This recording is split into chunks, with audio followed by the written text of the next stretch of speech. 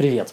Мне хочется попробовать пообщаться с вами в формате видео, потому что, мне кажется, это такой более полноценный формат, нежели чем текст, потому что вы слышите здесь и мой голос, и улавливаете интонации, вы видите меня, и это позволяет дополнить то, что я обычно даю, например, в формате текстов, дополнить это энергией, состояниями.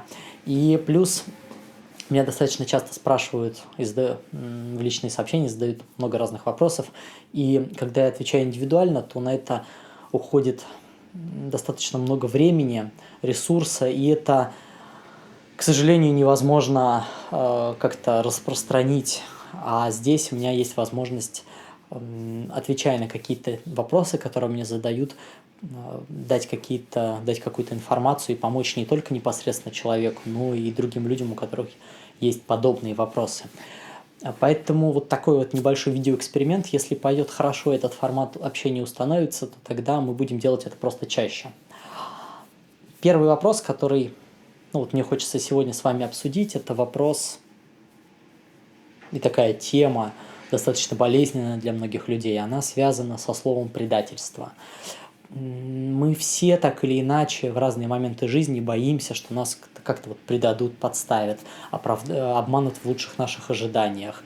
И этот страх, он укоренен достаточно глубоко в человеке. Если мы посмотрим, то тема предательства, она не только ярко проявлена в личных отношениях, но и вообще во всех взаимоотношениях между людьми. Вот это постоянное ожидание, это постоянное переживание того, что другой человек может, или даже в взаимоотношениях с Богом это тоже проявлено, что нас могут предать, это очень сильно отравляет наше существование, ухудшает качество взаимоотношений. И мысль, которой мне хочется сегодня поделиться с вами, она звучит следующим образом. Если вы думаете и боитесь о предательстве, то вы уже предали самого себя. Достаточно парадоксально, да, звучит. Как это я предал самого себя, если я боюсь предательства? Это же никак не связанные вещи. Позвольте мне немножечко вам пояснить. Во-первых, надо сказать, что вообще ощущение и боязнь предательства, оно берется от достаточно странной установки нашего ума, от иллюзии, которую мы все коллективно разделяем. И эта иллюзия связана с тем, что в отношениях, как только мы вступаем в отношения, мы склонны утрачивать свою целостность. Потому что если эти отношения приятные и взаимообогащающие, а именно такие обычно, в таких отношениях мы боимся, что нас предадут, то в этих отношениях у нас есть опять же, иллюзия ума, что другой человек, он нам дарит что-то, что дополняет нас, делает нас лучше, заставляет нас лучше себя чувствовать. Вообще, когда мы испытываем чудо любви, если мы имеем отношения любовные, чудо дружбы и дружеского доверия, если мы имеем отношения дружеские, чудо духовного экстаза, если мы берем отношения с Богом, мы в них склонны считать, что вот этот дар, вот это ощущение, вот эта радость, вот эта любовь, вот этот поток, вот это вдохновение, это все дарит нам другой человек. Это все не наше, и только другой человек может нам это дать. И поэтому мы попадаем в зависимость от другого человека, мы начинаем бояться, что другой человек может это забрать. И вот здесь возникает страх предательства, потому что мы руководствуемся иллюзией, что то, что мы получаем в выгодных нам отношениях, это не наше, это другой человек приносит нам. И это, как вы понимаете, иллюзия. Потому что на самом деле, не может другой человек нам на самом деле ничего дать. Все то, что мы испытываем положительного, прекрасного, принадлежит нам самим и изначально всегда было в нас. И если вы боитесь, что кто-то может это забрать, то этот страх, он иллюзорен, он не настоящий, потому что на самом деле нету ничего такого, что другой человек может дать нам. Он лишь может вскрыть в нас то, что в нас и так есть.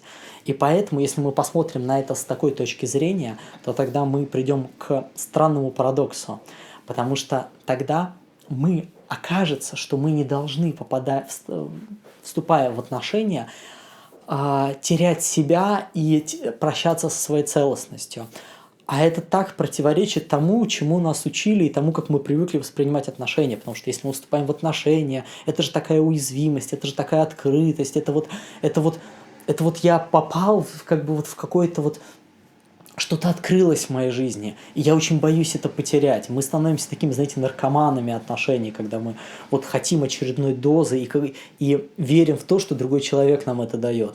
И что интересно, вот эта метафора наркомана, она любопытна тем, что очень многие наркотики, даже вот, ну, вот как химические вещества, они замещают в нас те химические вещества, которые в нас и так есть.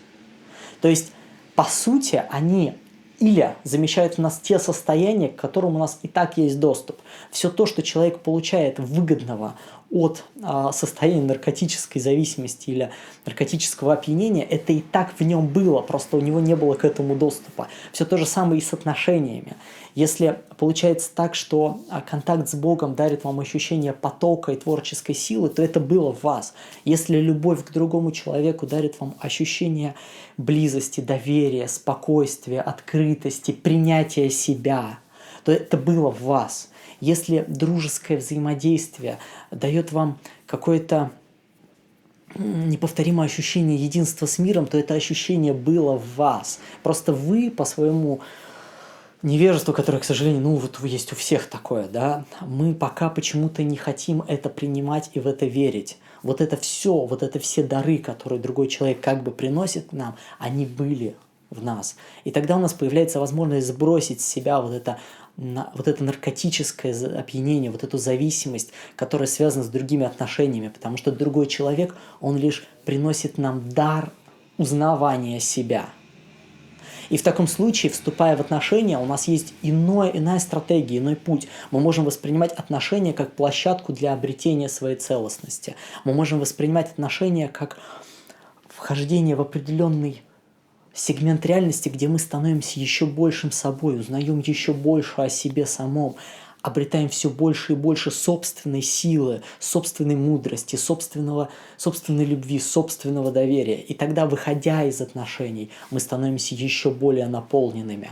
И тогда предательство просто не может возникнуть, потому что на самом деле нету зависимости. Мы воспринимаем другого человека как приносящего нам величайший дар узнавания самого себя.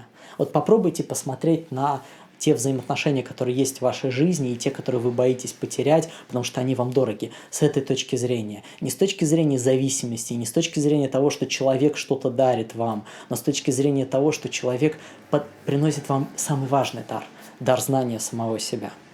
Вот в таком случае, я думаю, что постепенно, очень плавно, но состояние обретения собственной силы, собственной мудрости, собственной любви, узнавания источника любви в себе, оно начнет постепенно замещать страхи, переживания и тревоги.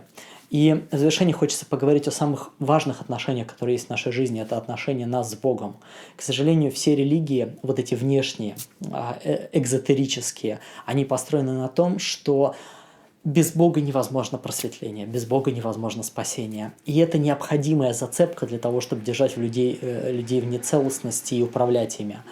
Если мы на самом деле поймем, что взаимоотношения с Богом, молитва, медитация, эти процессы вскрывают в нас нашу собственную силу, наш собственный источник любви открывает в нас, потому что мы и есть Бог, то в таком случае у нас перестает исчезает самый такой вот глубоко укорененный страх в нас. Это страх Божьей кары, страх наказания, страх быть неуместным перед Богом, страх быть неправильным. Потому что это исчезает, потому что мы начинаем понимать, что на самом деле никто не дает нам любовь, никто не занимается нашим спасением. Мы и есть источник всего, мы и есть источник любви, мы и есть источник единства, мы и есть источник творческой силы. Он в нас и всегда был в нас. И только наше невежество до этого момента отделяло нас от этой силы. И мне кажется, пора время осознать это и принять это. Если для вас такой формат общения приемлемый, если вам нравится обсуждать разные вопросы, связанные с духовностью, взаимоотношениями, внутренним путем и, на самом деле, внешней реализацией, то в таком случае Пишите в комментариях ваши вопросы, мы будем их разбирать в следующих роликах, а также ставьте лайки, большие пальцы вверх под этим видео на YouTube. И любым удобным способом можете сообщить какие-то свои мнения, комментарии. Спасибо вам за то, что посмотрели это видео. Я надеюсь, что этот формат приживется. До новых встреч!